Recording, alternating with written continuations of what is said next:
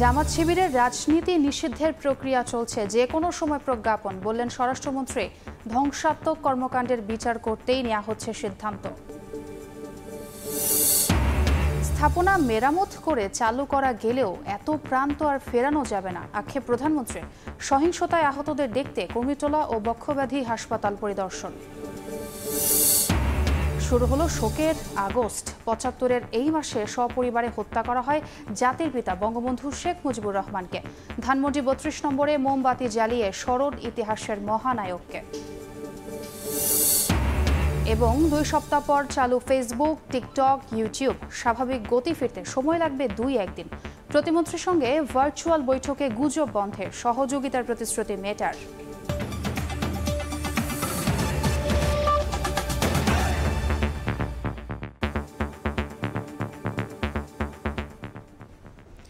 দেখছিলেন শিরোনাম। প্রবাসের সময়ের সঙ্গে আছি আমি ছোয়া খন্দকার। মার্চ ফর জাস্টিস কর্মসূচিতে মিছিল সমাবেশ হয়েছে ঢাকা বিশ্ববিদ্যালয়, হাইকোর্ট ও পলাশী এলাকায়। গতকাল কর্মসূচি পালনকালে পুলিশি বাধার মুখে পড়েন আন্দোলনকারীরা। চলে বাকবিতণ্ডা, ধস্তাধস্তি। আটক করা হয় বেশ কয়েকজনকে। শিক্ষার্থীদের কর্মসূচিতে সংহতি জানান বিভিন্ন বিশ্ববিদ্যালয়ের শিক্ষক, আইনজীবী ও অভিভাবকরাও। কোটা সংস্কার আন্দোলন ঘিরে সহিংসতায় হতাহত, গণগ্রেফতারের প্রতিবাদ ও বিচারের দাবিতে রাজপথে শিক্ষার্থীরা। বৈষম্য বিরোধী ছাত্র আন্দোলনের পূর্ব ঘোষিত কর্মসূচি অনুযায়ী সকাল থেকেই বিভিন্ন এলাকা থেকে ঢাকা বিশ্ববিদ্যালয় ও হাইকোর্ট এলাকায় আসতে থাকেন শিক্ষার্থীরা। চলে স্লোগানও। তবে পথেই বাধে বিপত্তি। ঢাকা বিশ্ববিদ্যালয়ের আশপাশে হাইকোর্ট, পলাশী সহ বিভিন্ন এলাকায় পুলিশি বাধার মুখে পড়ে আন্দোলনকারীরা। হয় বাকবিতণ্ডাও। কয়েকজনকে আটক করতেও দেখা যায়। এ সময় শিক্ষক ও আইনজীবীদের বাধার মুখে পড়ে আইন শৃঙ্খলা বাহিনী।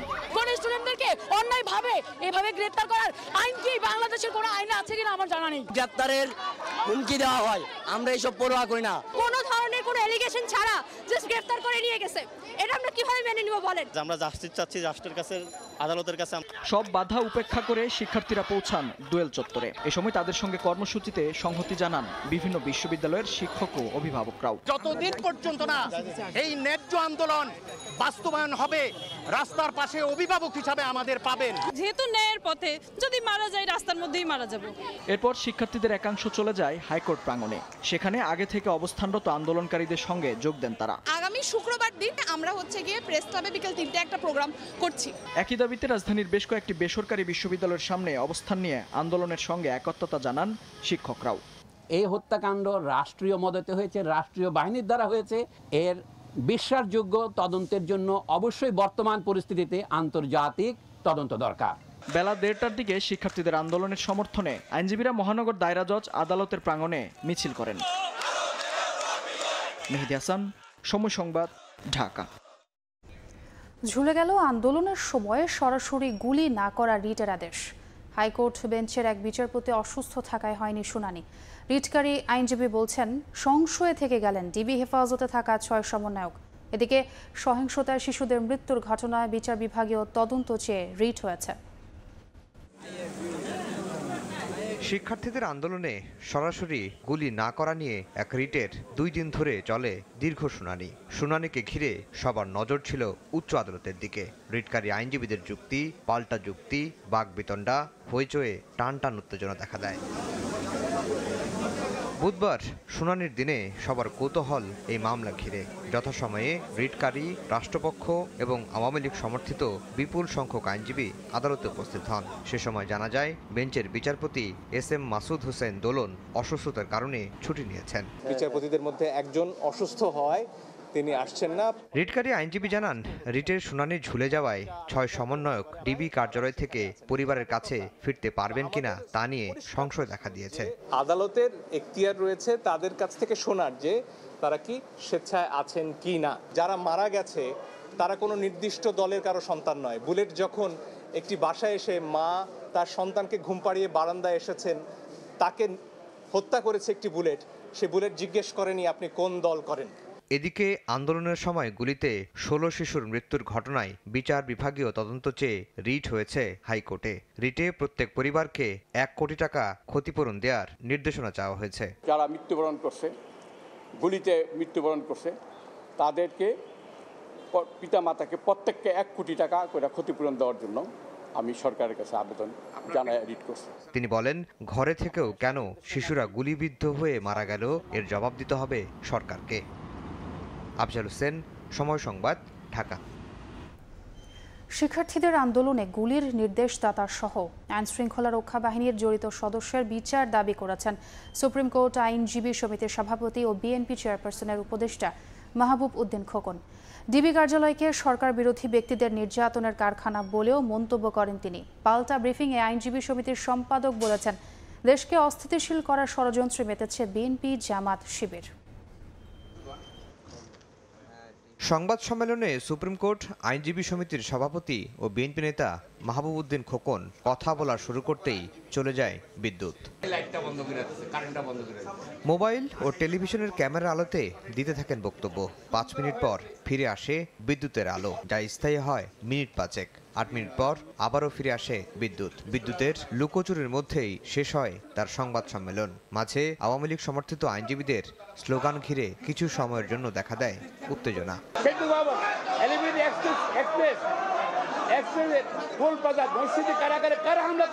শিক্ষার্থীদের আন্দোলনে গুলির নির্দেশদাতা সহ জড়িত আইনশৃঙ্খলা রক্ষা বাহিনীর বিচার দাবি করেন খোকন।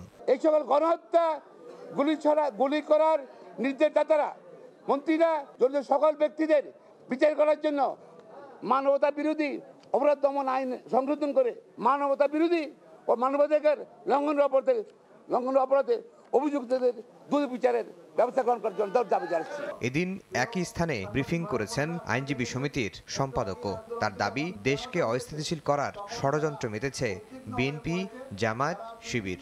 তাদের উদ্দেশ্য হচ্ছে তারা যে ষড়যন্ত্র করেছিল, সরকার পতনের ষড়যন্ত্র, সেই ষড়যন্ত্র যখন বেস্তে যাচ্ছে তখনই তারা এইসব খড়কুটো ধরছে, যার মাধ্যমে তারা আন্দোলনকে জিয়ে রাখতে চায়। এই ধরনের ষড়যন্ত্র, এই ধরনের ধ্বংসযজ্ঞ, এই ধরনের নৈরাজ্যমূলক কর্মকাণ্ড যদি পরিচালিত হতে থাকে, আমরা এটিকে শক্তভাবে প্রতিহত করব। প্রত্যেকটি মৃত্যুর জন্য তদন্ত হবে জানিয়ে বিএনপির ষড়যন্ত্র মোকাবেলায় আইনজীবীদের ঐক্যবদ্ধ হওয়ার আহ্বান জানান বারের সম্পাদক। তারাই আসছে একটি মামলা পরিচালনা। আফজাল হোসেন, সময় সংবাদ, ঢাকা। জামাত শিবিরের রাজনীতি নিষিদ্ধের প্রক্রিয়া চলছে বলে জানিয়েছেন স্বরাষ্ট্রমন্ত্রী। যে কোনো সময় এ বিষয়ে প্রজ্ঞাপন জারি হবে। গতকাল সন্ধ্যায় সচিবালয়ে মন্ত্রী জানান, ধ্বংসাত্মক কর্মকাণ্ডের বিচার করতেই সন্ত্রাস দমন আইনের আওতায় দলটিকে নিষিদ্ধ করা হচ্ছে। আন্তর্জাতিক মানবতা বিরোধী অপরাধ ট্রাইব্যুনালের বেশ কটি মামলার রায়ের পর্যবেক্ষণে উঠে এসেছে জামায়াতের যুদ্ধাপরাধের কথা। সংগঠন হিসাবে জামায়াতের যুদ্ধাপরাধের বিচারের জন্য আইনের একটি খসড়াও করেছে আইন মন্ত্রণালয়। জামায়াত শিবিরকে নিষিদ্ধের জন্য বিভিন্ন মহলের দাবি ছিল দীর্ঘদিন ধরেই।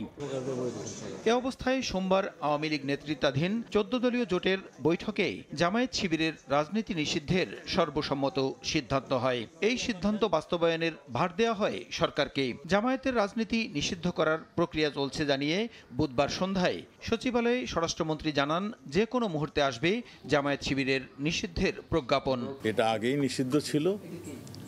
আপনারা জানেন, জিয়া রহমান সাহেব এসে আবার তাদেরকে রাজনৈতিক অধিকারটা দিয়েছিল। সবাই জামাতকে তখন থেকে নিষিদ্ধ ঘোষণা করার জন্য অবিরামভাবে বলে আসছিল। সিদ্ধান্ত হয়েছে যে এই দলটাকে নিষিদ্ধ করার জন্য।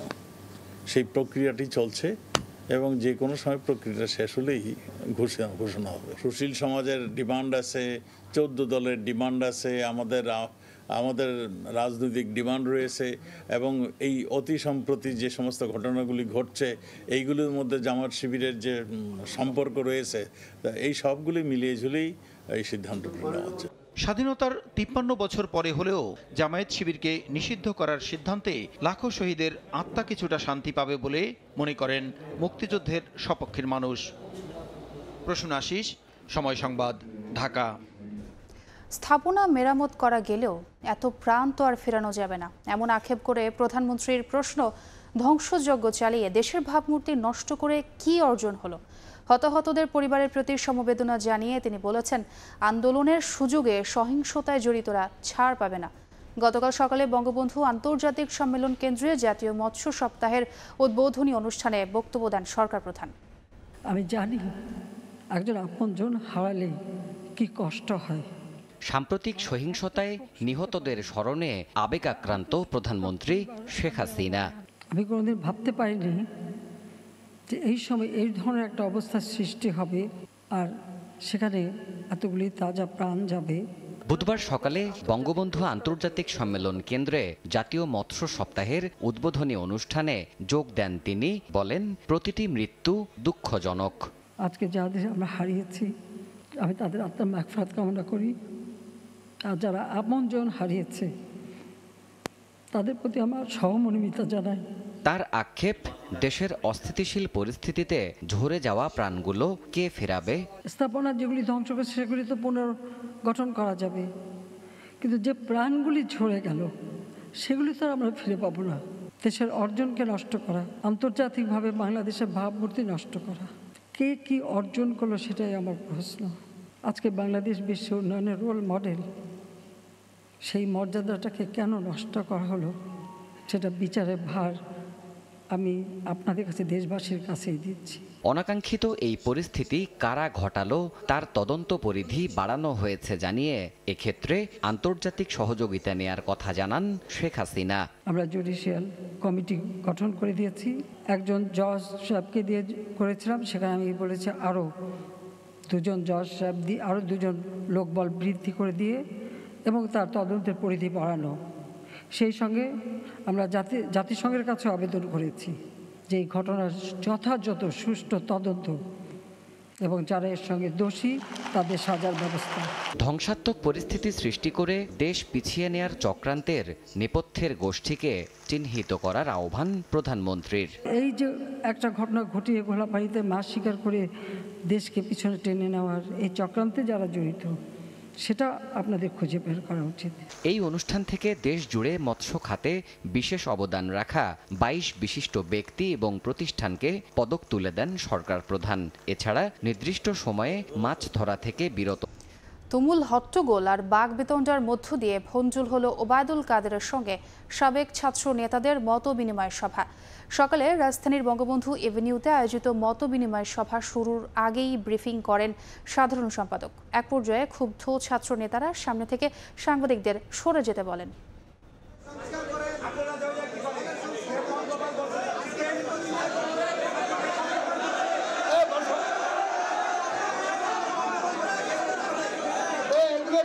আওয়ামী লীগ সাধারণ সম্পাদক ওবায়দুল কাদেরের বক্তব্যের মাঝামাঝি এসে এই হট্টগোল। এক পর্যায়ে বক্তব্য থামিয়ে কিংকর্তব্য বিমূঢ় হয়ে পড়েন ওবায়দুল কাদের। সঙ্গে ছিলেন কেন্দ্রীয় নেতারা।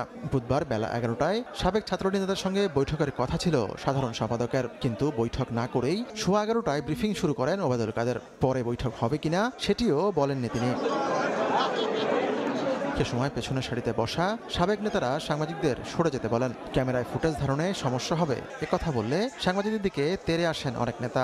এক পর্যায়ে কেন্দ্রীয় নেতাদের উদ্দেশ্য করেও গালিগালাজ করেন তারা। পরে সাংবাদিকরা তাৎক্ষণিক অনুষ্ঠানস্থল ত্যাগ করেন।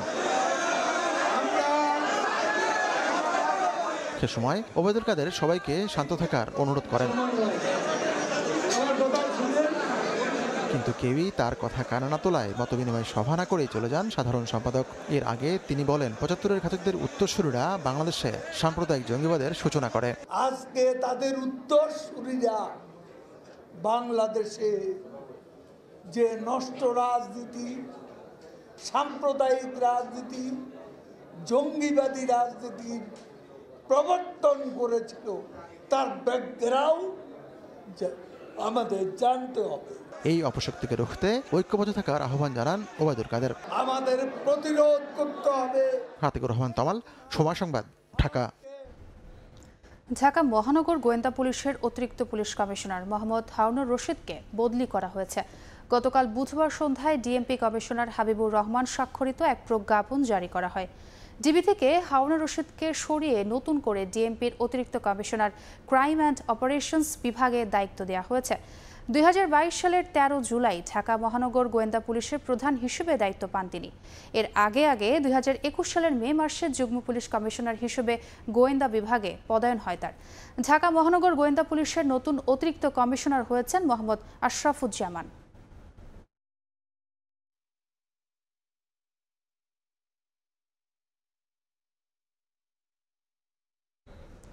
কোটা সংস্কার আন্দোলন ঘিরে সহিংসতার পর উদ্ভূত পরিস্থিতি নিয়ে আবারও কয়েকটি গুরুত্বপূর্ণ দেশের রাষ্ট্রদূতকে বৃহস্পতিবার ব্রিফ করবে সরকার। পররাষ্ট্র সচিব জানান, বিদেশিরা যেন কোটা আন্দোলন ঘিরে কোনো গুজবে কান না দেয় সে চেষ্টাই করছে সরকার। ও মার্কিন পররাষ্ট্র বিষয়ক সিনেট কমিটি সুষ্ঠু ও নিরপেক্ষ তদন্তের আহ্বান জানিয়েছে। শুট অ্যাট সাইটের নির্দেশনা বেআইনি বলে বিবৃতি দিয়েছে ইউরোপীয় ইউনিয়ন। সার্বিক পরিস্থিতি নিয়ে এরই মধ্যে সরকারের তরফ থেকে বিদেশি কূটনীতিকদের ব্রিফ করা হয়েছে এবং ঘুরে দেখানো হয়েছে নাশকতায় ধ্বংস হওয়া বিভিন্ন রাষ্ট্রীয় স্থাপনা। বাংলাদেশের বিদেশি দূতাবাসগুলোকে চিঠি পাঠিয়ে ভাবমূর্তি উজ্জ্বল করতেও নির্দেশনা দেয় পররাষ্ট্র মন্ত্রণালয়।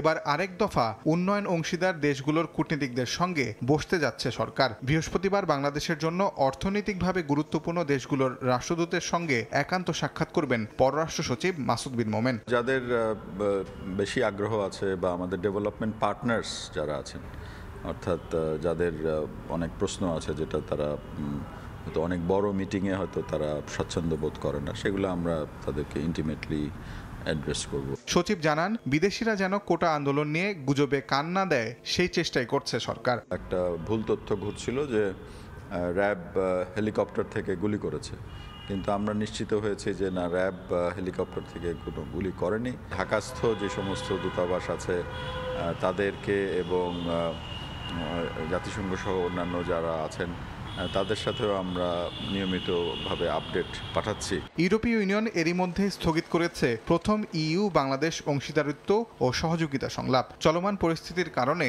আরও কয়েকটি সংলাপ স্থগিত হতে পারে বলে ইঙ্গিত সচিবের। এরকম হয়তো আরও 2-1টা পোস্টপোনমেন্ট আসতে পারে। ধরেন আগামী 3-4 দিনের পরে একটা মিটিং আছে ঢাকাতে, তখন ন্যাচারালি তারা হয়তো বলবে যে না, এই মুহূর্তে ঢাকায় আসা হবে না, বা আমাদের হয়তো একটা মিটিং আছে বলে যে না, আর কদিন পরে হবে। এই ধরনের এটা কোনো পলিসি ইনডিউসড পোস্টপোনমেন্ট বলে আমরা এখনো মনে করছি না।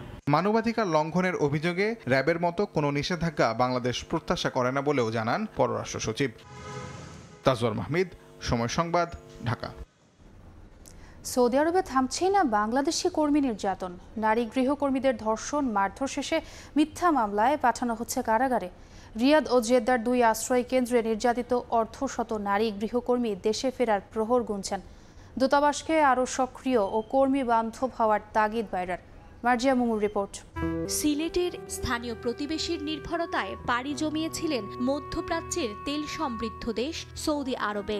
মাসিক 30,000 টাকায় গৃহকর্মী হিসেবে তাকে পাঠানো হয় মদিনা শহরে। তবে সেখানে নিরাপত্তার বিপরীতে মিলেছে মধ্যযুগীয় আচরণ। যাওয়ার সাথে সাথে পাসপোর্ট, আমার হাতে যে কাগজ ডকুমেন্ট ছিল সবগুলো রেখে দিছে। কপিল কেস করে, উল্টা মিথ্যা কেস করে।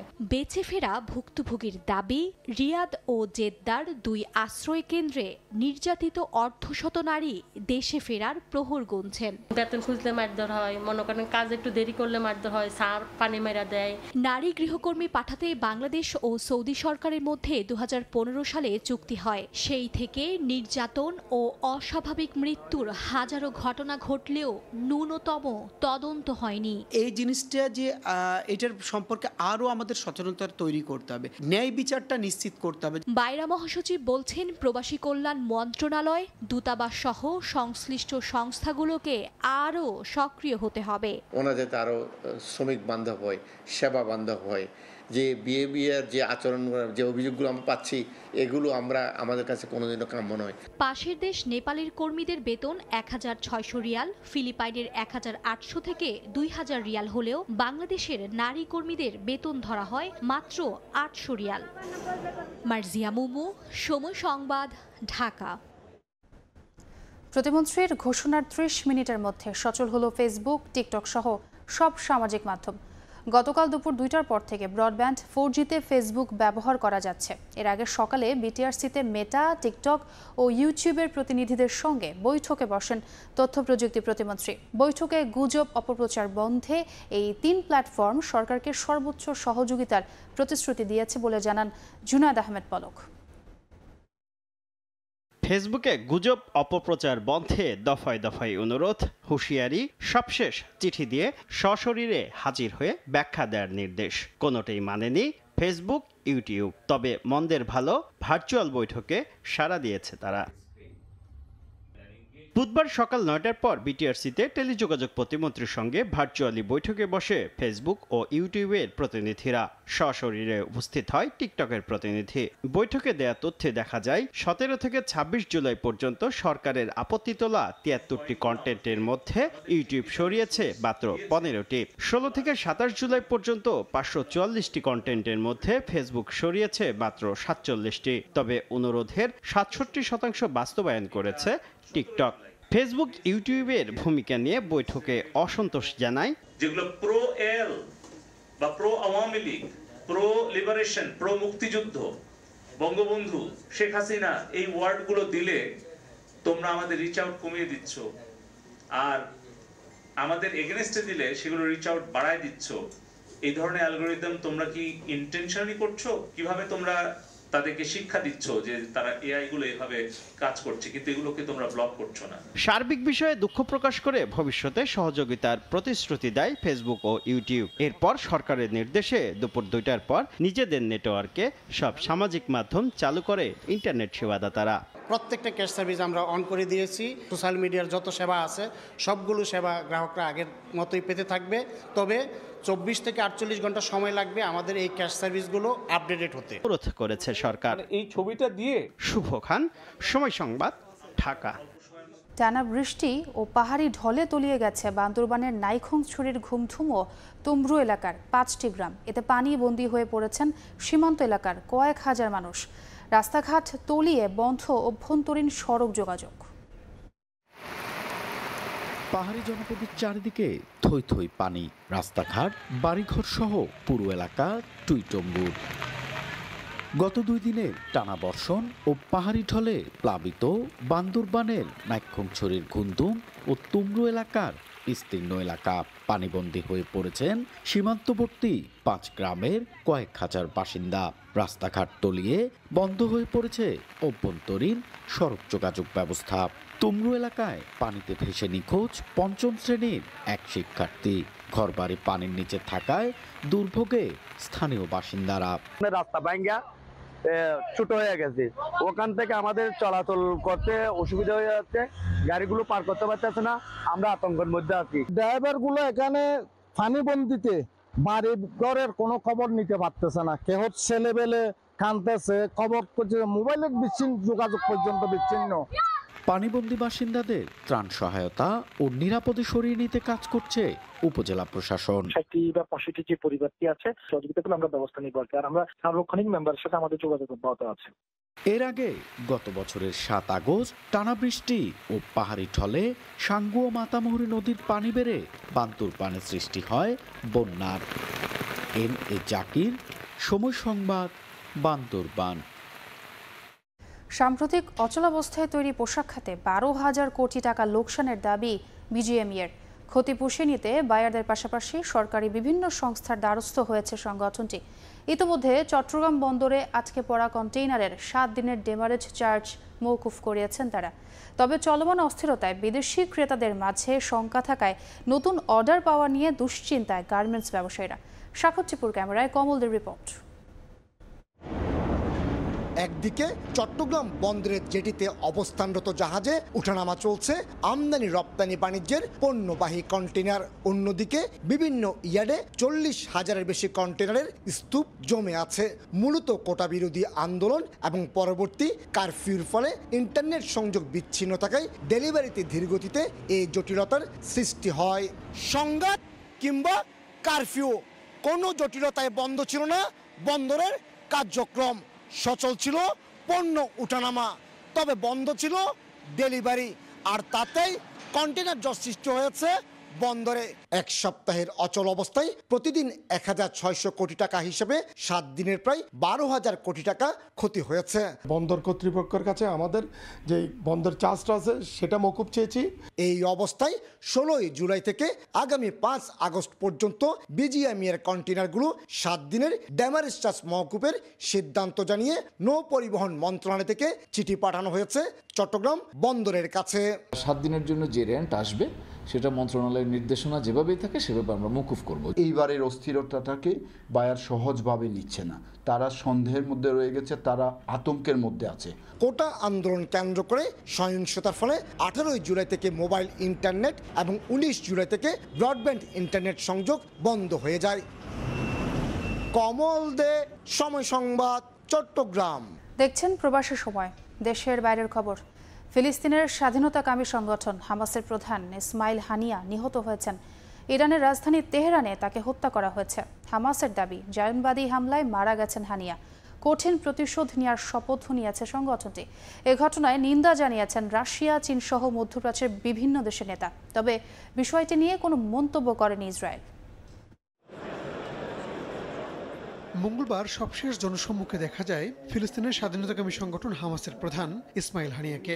ইরানের নতুন প্রেসিডেন্টের শপথ অনুষ্ঠানে যোগ দেন তিনি। পরে তেহরানে মাসুদ পেজেশকিয়ানের সঙ্গে সাক্ষাৎ করেন হানিয়া। দেশটির সর্বোচ্চ নেতা আয়াতুল্লাহ আলী খামেনির সঙ্গেও দেখা করেন। কে জানতো এটাই তার শেষ বৈঠক।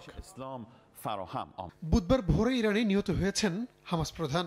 এক বিবৃতিতে বিষয়টি নিশ্চিত করেছে ইরানের রেভলিউশনারি গার্ড। বিবৃতিতে বলা হয়, তেহরানে হানিয়ার আবাসস্থলে হামলা চালিয়ে দেহরক্ষী সহ তাকে হত্যা করা হয়েছে। আমার শ্বশুর শহীদ হয়েছেন। এই মৃত্যু বিরোচিত। তিনি একজন বীর নেতা ছিলেন। এটা অনেক কষ্টদায়ক। এ ঘটনায় ইসরায়েলকে দায়ী করেছে হামাস। সংগঠনটির নেতারা বলছেন, জায়নবাদী হামলায় মারা গেছেন হানিয়া। কঠিন প্রতিশোধ নেওয়ার ঘোষণা দিয়েছে সংগঠনটি। যদিও হামলার ঘটনায় এখনো কোনো মন্তব্য করেনি ইসরায়েল প্রধানমন্ত্রী বেনিয়ামিন নেতানিয়াহু। তবে তার সরকারের এক মন্ত্রী বলেছেন, হানিয়ার মৃত্যু বিশ্বে শান্তি আনবে। এদিকে এই ঘটনায় নিন্দা জানিয়েছে ইরান সহ মধ্যপ্রাচ্যের বিভিন্ন দেশ। শোক জানিয়েছেন ফিলিস্তিনের প্রেসিডেন্ট মাহমুদ আব্বাস। পশ্চিম তীরে ধর্মঘটের ডাক দেওয়া হয়েছে। অন্যদিকে ইসরায়েল যে শান্তি চায় না তারই উদাহরণ হানিয়ার মৃত্যু বলে মন্তব্য করেছে তুরস্ক। এদিকে এই ঘটনাকে অগ্রহণযোগ্য রাজনৈতিক হত্যা বলে অভিহিত করেছে রাশিয়া। 2017 সাল থেকে হামাসকে নেতৃত্ব দিয়ে আসছিলেন ইসমাইল হানিয়া। চলমান গাজা যুদ্ধে ইসরায়েলের হামলায় 3 ছেলে নাতি নাতনি সহ পরিবারের অনেক সদস্যকে হারান তিনি। রাহানুল রানা, সময় সংবাদ। বাংলাদেশে কোটা আন্দোলনকে কেন্দ্র করে রাষ্ট্রীয় সম্পদ ধ্বংসের প্রতিবাদে বেলজিয়ামের ব্রাসেলসে ইইউ সদর দপ্তরের সামনে মানববন্ধন করেছেন প্রবাসী বাংলাদেশিরা। এতে অংশ নিয়ে বক্তারা বলেন, ছাত্রদের আন্দোলনকে ভিন্ন খাতে প্রবাহিত করে দেশকে ধ্বংসের পায়তারা করছে একটি গোষ্ঠী। এ বিষয়ে প্রবাসীদের সজাগ থাকার আহ্বান তাদের। সম্প্রতি কোটা সংস্কার আন্দোলনকে কেন্দ্র করে নাশকতাকারীদের হামলায় দেশের সম্পদ নষ্টের প্রতিবাদে বেলজিয়ামের রাজধানী ব্রাসেলসে মানববন্ধন হয়েছে। মানববন্ধনে অংশগ্রহণকারীরা বলেন, ছাত্রদের আন্দোলনকে সুকৌশলে ভিন্ন খাতে প্রবাহিত করেছে একটি গোষ্ঠী। বেলজিয়াম আওয়ামী লীগের উদ্যোগে বাংলাদেশের যে সহনশীলতা চলতেছে তার বিরুদ্ধে আমরা এখানে মানববন্ধন করছি। নিরীহ ছাত্রদেরকে ব্যবহার করে যে জঙ্গি গোষ্ঠী আজকে দেশে নৈরাজ্য সৃষ্টি করতেছে, আমরা তাদের বিরুদ্ধে প্রতিবাদ জানাচ্ছি। বয়কট টেরোরিজম এবং বয়কট বিএনপি জামাত, এই স্লোগান নিয়ে আমরা এখানে এসেছি। যে আওয়ামী লীগ বাংলাদেশের জন্ম দিয়েছে, সেই আওয়ামী লীগের বিরুদ্ধে স্বাধীনতা বিরোধী চক্র যারা আমাদের স্বাধীনতাকে ৭১ গলা টিপে হত্যা করার চেষ্টা করেছিল, তারা আবার নতুন করে মেতে উঠেছে, ষড়যন্ত্র করছে। মানববন্ধনে অংশ নেন মানবাধিকার কর্মী ও সাংবাদিক এন্ডি ভার্মট। তিনি বলেন, ছাত্রদের শান্তিপূর্ণ সমাবেশ ছিনিয়ে নিয়েছে জামায়াতে ইসলামী। We hope that European Parliament is aware of this and that they will do also a thorough investigation. Belgium Awami League এই মানববন্ধন আয়োজন করে। এতে অংশ নেন সর্ব ইউরোপিয়ান আওয়ামী লীগ, নেদারল্যান্ডস আওয়ামী লীগ, বিভিন্ন মানবাধিকার সংগঠন ও ইউরোপের অন্যান্য দেশের স্থানীয় আওয়ামী লীগ সহ প্রবাসীরা। সময় সংবাদ, বেলজিয়াম। ভারতের সাহায্যে বাংলাদেশে নতুন নির্বাচন চান নোবেলজয়ী ডক্টর মোহাম্মদ ইউনূস। আন্তর্জাতিক মহলের পাশাপাশি চেয়েছেন সার্কভুক্ত দেশগুলোর সাহায্য। সম্প্রতি ভারতের একটি প্রভাবশালী গণমাধ্যমের সাক্ষাৎকারে একথা বলেন তিনি। এদিকে নিজ দেশের ভাবমূর্তি অক্ষুণ্ণ রেখে অভ্যন্তরীণ সমস্যা দেশের সমাধানের পরামর্শ ভারতীয় বিশ্লেষকদের। ভারত থেকে বিস্তারিত জানাচ্ছেন সুব্রত আচার্য, ছবি তুলেছেন বিশ্বজিৎ দাস। ভারতের সাহায্যে বাংলাদেশে একটি নতুন নির্বাচনের দাবি জানিয়েছেন নোবেল বিজয়ী অর্থনীতিবিদ অধ্যাপক ডক্টর মোহাম্মদ ইউনুস। নোবেল বিজয়ী মনে করেন বাংলাদেশে গণতান্ত্রিক পরিবেশ নেই। প্রতিবেশী ভারত বাংলাদেশের বন্ধু রাষ্ট্র। এই সংকটময় পরিস্থিতিতে ভারত সহ সার্কভুক্ত দেশগুলোকেও বাংলাদেশের দিকে নজর দিতে হবে। আর এখানেই তীব্র আপত্তি জানিয়েছেন ভারতের বর্ষিয়ান সাংবাদিক বিশ্লেষক মহল। তারা জানান বাংলাদেশের অভ্যন্তরীণ সমস্যা কেবল তাদের দেশের মানুষকে নিয়েই সমাধান করতে হবে। আর এই সমাধানে বিদেশি রাষ্ট্রের ভূমিকা চাওয়া মানেই নিজের দেশকে অসম্মান করা। তারা বলছেন ভারতের কোনো সুশীল সমাজ, কোনো নাগরিক, এমনকি বিরোধী দলনেতাও বিদেশে গিয়ে নিজ মাতৃভূমির বিষয়ে নেতিবাচক প্রচার করেন না। কোনো রাষ্ট্রের যদি কোনো সমস্যা হয়ে থাকে তাহলে সেই সমস্যা সমাধানের জন্য সেই রাষ্ট্রের যারা দায়িত্বশীল নাগরিক বা সুশীল সমাজ তারা সেই নিজ নিজ দেশে সেখানে সাধারণ মানুষের মধ্যে অভাব অভিযোগ নিয়ে তারা আন্দোলন করবেন, শাসক গোষ্ঠীর বিরুদ্ধে আন্দোলন করবেন। সেগুলো সম্পূর্ণ তাদের গণতান্ত্রিক অধিকার। এবং যদি করতে নাও পারেন তাহলে সেটা চেষ্টা করা উচিত, অপেক্ষা করা উচিত। কিন্তু বিদেশের কোনো ভূমি থেকে কোনো সরকারকে, নির্বাচিত সরকারকে উৎখাত করার দাবি জানানো এটা অযৌক্তিক এবং অসাংবিধানিক। দেশটির জাতীয় প্রেস ক্লাবের সভাপতির মতের সঙ্গে সহমত পোষণ করেছেন আনন্দবাজার পত্রিকার প্রাক্তন বর্ষিয়ান সাংবাদিক সুখরঞ্জন দাশগুপ্ত। তিনি বলেন, একটি মহল নির্বাচিত সরকারকে উৎখাতের ষড়যন্ত্র করছে এবং তারাই বহির্বিশ্বে নিজেদের দেশকে নিয়ে আজেবাজে বলে বেড়াচ্ছেন। নোবেল বিজয়ীর বয়স হয়েছে বলে তাকে দেশ করার জন্য ইতিবাচক ভূমিকা নেয়ার আহ্বানও জানান সুখরঞ্জন দাশগুপ্ত। ইউনুস সাহেব নোবেল পুরস্কার পাওয়ার সময় থেকে তার নোবেল পুরস্কারের নানা প্রস্তুতি ছিল। উনি এখন বিদেশে, আর তারেক রহমানও বিদেশে। ওরা বিদেশ থেকে একটার পর একটা বিবৃতি দিয়ে বাংলাদেশের মানুষকে বিভ্রান্ত করার চেষ্টা করছে। আমি ইউনুস সাহেবকে চিনি, তার সঙ্গে আমার দু একবার দেখা হয়েছে। আমার রিকোয়েস্ট যে আপনি দয়া করে এই বয়সে তারেকের কথা মতন আপনি চলবেন না, বাংলাদেশকে ধ্বংস করবেন না। সম্প্রতি প্যারিসে ভারতের প্রভাবশালী ইংরেজি দৈনিক দ্য হিন্দুর সঙ্গে একান্ত আলোচনা করেন ডক্টর মোহাম্মদ ইউনুস। তুলে ধরেন ভারতের সহযোগিতায় বাংলাদেশের নতুন করে নির্বাচন করার অভিপ্রায়ও। এখানেই শেষ নয়, বাংলাদেশে ন্যূনতম গণতান্ত্রিক চর্চা নেই বলেও সাক্ষাৎকারে দাবি করেন তিনি।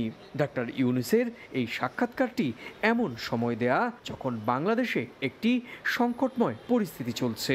ঠিক সেই সময় এমন মন্তব্যকে রাজনৈতিক দূরভিসন্ধি হিসেবেও দেখছেন বিশ্লেষকরা। সুব্রত আচার্য, সময় সংবাদ, ভারত। জার্মানিতে স্কিলড ইমিগ্রেশন অ্যাক্ট বা দক্ষ অভিবাসী শ্রমিক আইনের আওতায় চলতি বছর কমপক্ষে ৮০,০০০ অভিবাসীকে ভিসা দিয়েছে শোলস প্রশাসন। বছর শেষে এই সংখ্যা আরও বাড়তে পারে বলে জানিয়েছে দেশটির পররাষ্ট্র মন্ত্রণালয়। জার্মানি থেকে আরও জানাচ্ছেন বিটু বড়ুয়া।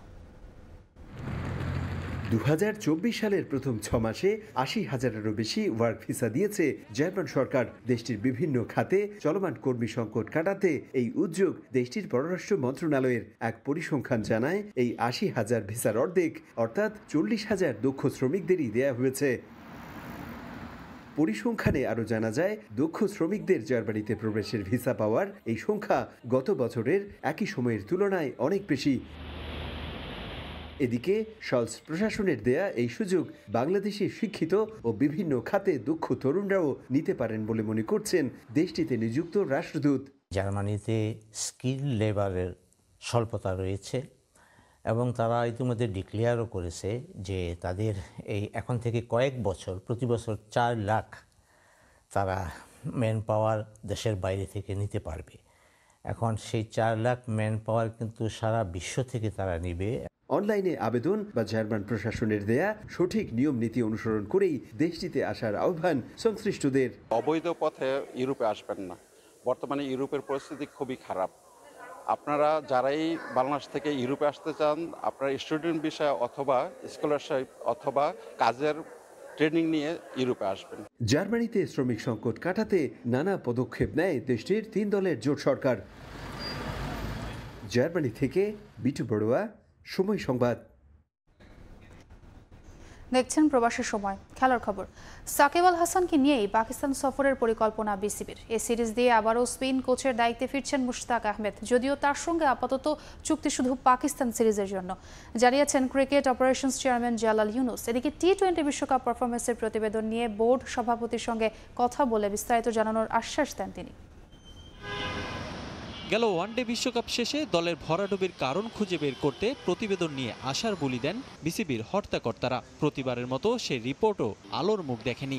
এবার টি-20 বিশ্বকাপের প্রতিবেদন নিয়েও কি একই পথে হাঁটছে বোর্ড?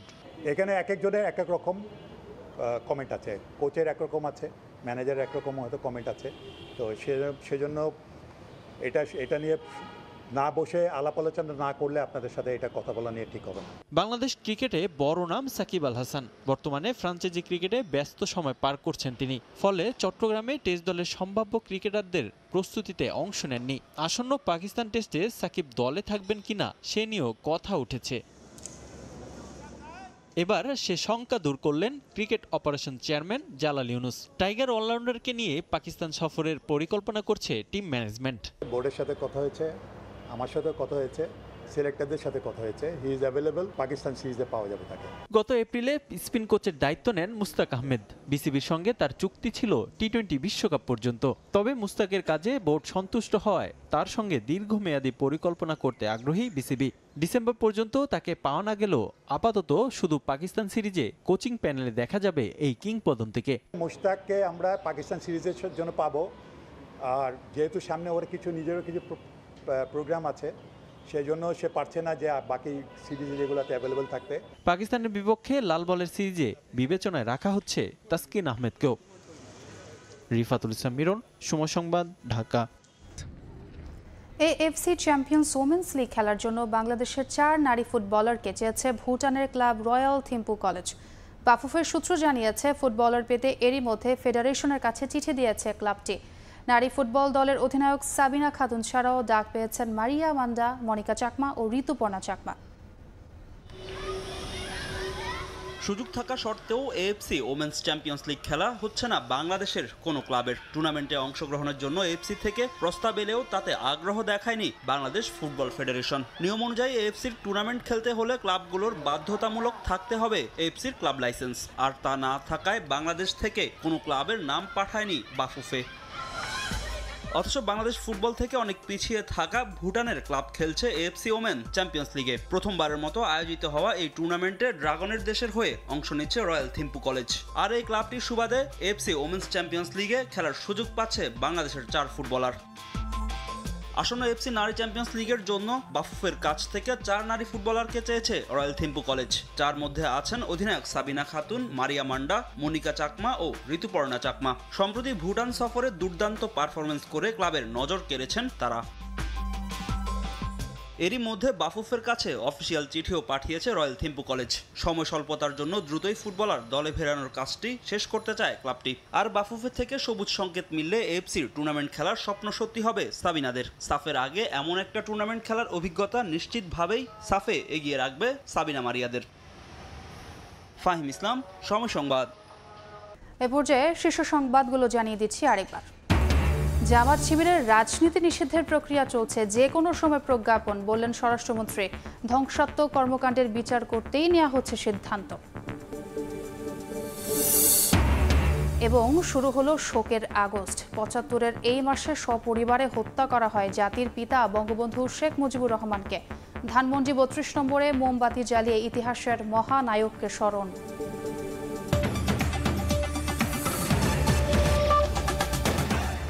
এ ছিল প্রবাসী সময়ে, সঙ্গেই থাকুন সময়ের।